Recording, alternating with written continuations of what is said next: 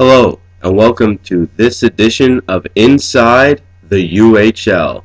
Yes, after a fantastic Game 2, major storylines developed, and just a quick game recap.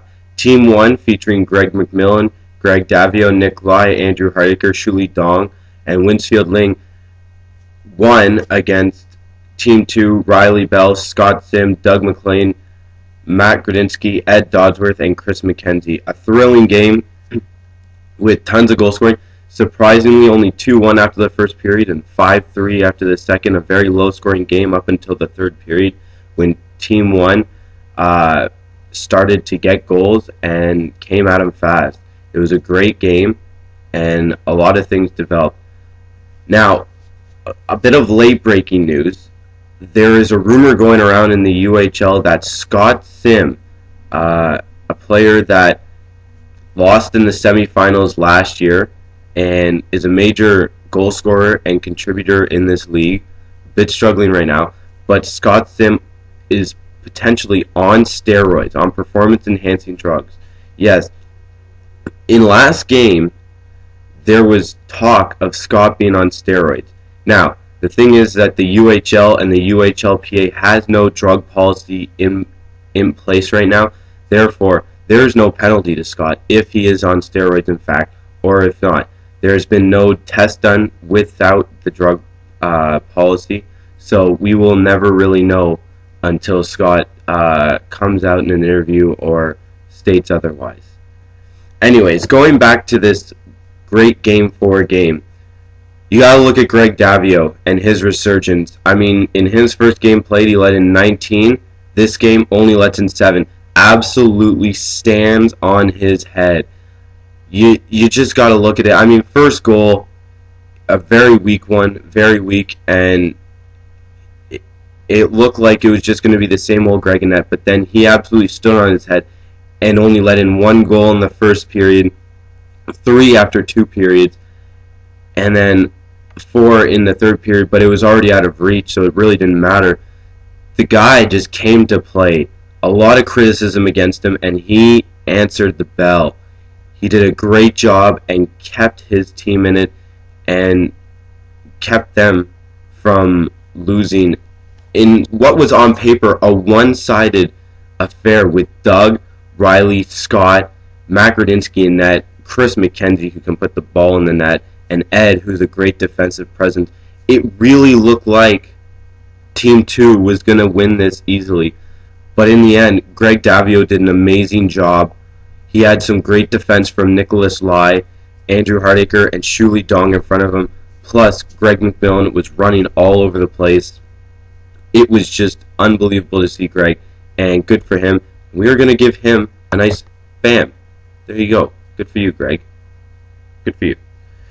Moving on.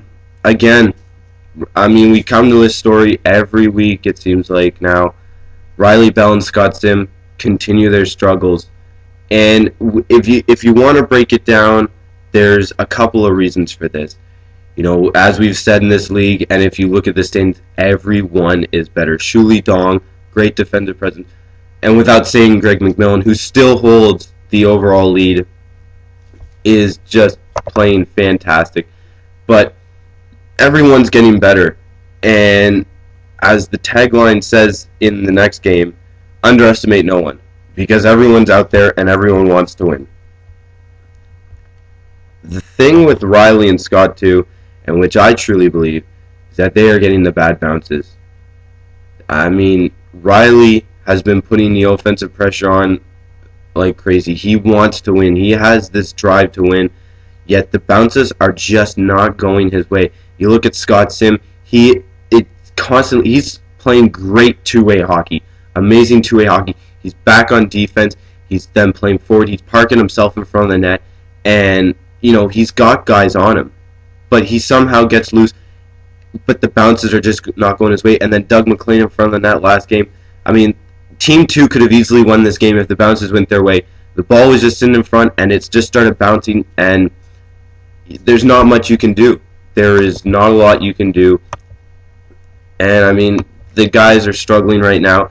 But let's remember the story of last year of Nick Lai only had 1 point after 4 games.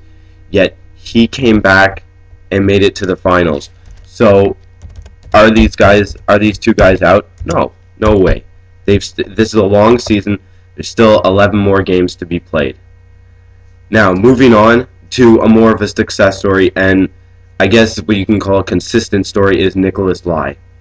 This guy is like a combination of Nick Lidstrom and Mike Green, the way he is playing right now.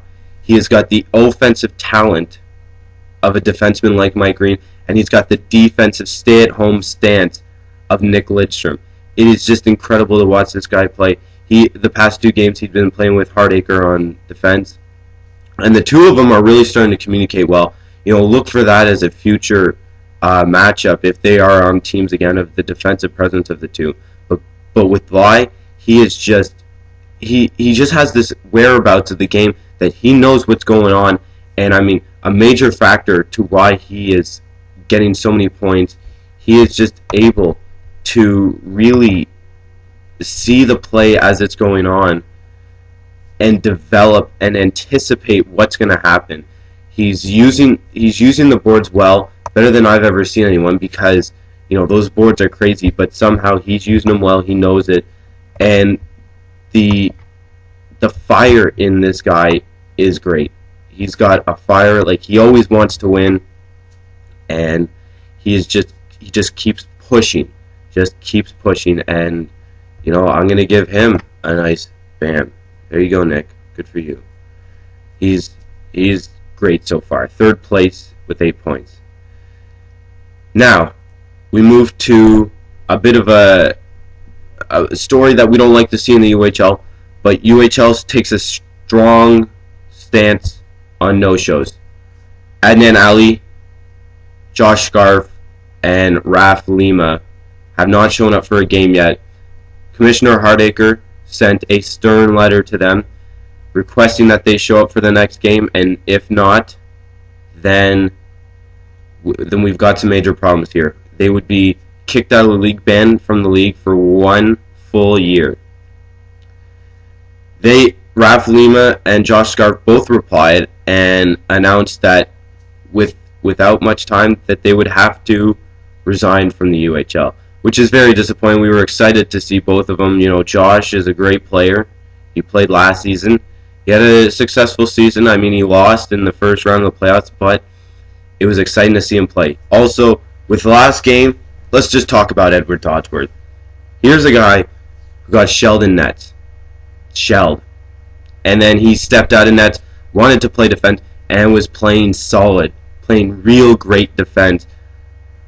Kind of like a Craig Gervais on the Buffalo Sabres, and I know he's going to like that because he's a Buffalo Sabres fan. Then in the second period, takes a brutal slap shot in the nose. He's gushing blood everywhere. Some people thought broken nose, others don't know, but it was bleeding hard. And he comes back, plays the 3rd period, and just plays that great Edward Dodsworth style. And we got to give him a nice bam. There you go, Ed. Because the guy came back and he showed what a soldier and what a warrior he is. Good for you, Ed. Keep up the solid work. Now we look at the standings right now. Greg McMillan with 11 points in 1st place. Hardacre right behind him with 10. And Nicholas Lai with 8 in 3rd place. Then Matt Gradinsky and Kevin Lee are tied with 7 points. And then when we look at the individual standings, Kevin Lee leads all goal scorers with 17 goals. Nicholas Lai has 14. There's that Mike Green that we were talking about. Doug McLean has 13. Assists, 21 for Hardacre, 16 for McMillan, and 12 for Sim. Our points leader, Hardacre, has 32. Kevin Lee in 2nd with 28, and Greg McMillan with 27. Now we move to UHL Season Game 5, which will be taking place Thursday, June 4th, 2009. Right now, there are 12 confirmed guests. Should be a great show up. We have 3 maybes with Greg Davio, Winsfield Ling, and Doug McLean. So hopefully another great game. Anyways, that's it from the Commissioner's Desk and inside the UHL. Thank you for joining us, and we'll see you at Game 5.